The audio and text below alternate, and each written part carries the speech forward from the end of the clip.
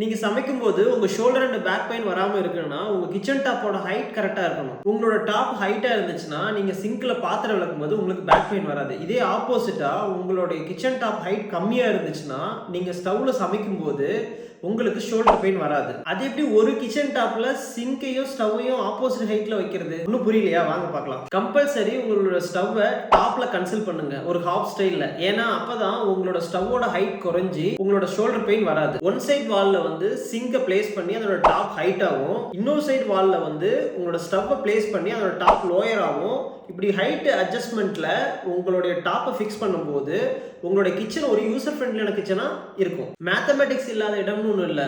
So கிச்சன்லையும் triangle ஃபார்முலான்னு ஒன்று இருக்கு. அதை தெரிஞ்சுக்கிட்டா உங்களால ஸ்பீடாகவும் ஈஸியாகவும் சமைக்க முடியும். ட்ரையாங்கிள்னா சிங்க், ஸ்டவ், ஃப்ரிட்ஜ், இது மூணும் ஒரு ட்ரையாங்கிள் ஷேப்ல இருக்கணும். இதுதான் அந்த ஃபார்முலா. உங்களோட kitchen U shape, L shape, straight இந்த மாதிரி எந்த ஷேப்ல இருந்தாலும் ஒரு ஒர்க் ட்ரையாங்கிளை நீங்க யூஸ் பண்ணா ஒரு யூசர் ஃப்ரெண்ட்லியான கிச்சனா இருக்கும். இல்லைன்னா உங்க கிச்சனோட சைஸை கமெண்ட் பண்ணுங்க, அதுக்கான லேஅவுட்டை நான் டிஎம் பண்றேன். Next cabinets.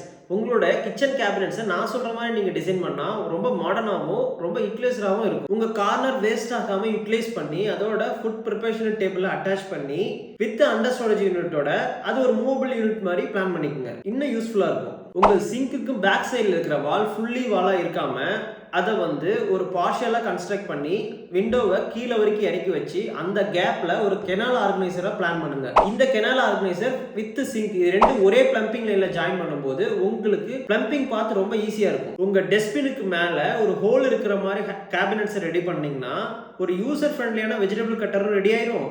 அது ரொம்ப கிளீனிங்க்கும் ரொம்ப ஈஸியா இருக்கும். உங்க கிச்சன்ல ரெகுலரா யூஸ் பண்ற எல்லா திங்ஸையும் அரேஞ்ச் பண்ண அண்டர் கேபினெட்ஸ் ரொம்ப முக்கியம். அதுலயும் உங்களோட ஃபுட் இடிக்காத மாதிரி ஸ்பேஸ் வச்சு ஃப்ரேம் எல்லாமே ஒரு ஹேண்ட்லெஸ்ஸா இருந்துச்சுன்னா இன்னும் பிரீமியமா இருக்கும். உங்களோட ஓவர்ஹெட் கேபினெட்ஸ்ல pull outs, transparent unit and shelves இருக்கிற மாதிரி டிசைன் பண்ணீங்கன்னா உங்களோட திங்ஸ் எடுக்கிறதுக்கு ரொம்ப ஈஸியா இருக்கும். கம்பல்சரி இதோட டெப்த் கம்மியா இருக்கணும். அப்பதான் உங்களோட ஒர்க் ஃப்ளோர் வந்து ஒரு ஈஸியா இருக்கும். நெக்ஸ்ட் கிச்சனோட கார்னர்ல ஒரு டைமண்ட் ஷேப் ஸ்டோரேஜ் யூனிட்டை நீங்க பிளான் பண்ணீங்கன்னா உங்களோட கிராசரிஸ்லாம் ஸ்டோர் பண்றதுக்கும் அதை அக்சஸ் பண்றதுக்கு ரொம்ப ஈஸியா இருக்கும். ஒரு வீட்ல 70% ஆஃப் யூசேஜ் வந்து கிச்சன்ல தான் இருக்கு. ஸோ அதை எப்படி டிசைன் பண்றதுங்கிறது எங்களை மாதிரி ஒரு ஆர்கிடெக்டை கான்டாக்ட் பண்ணுங்க. தேங்க்யூ.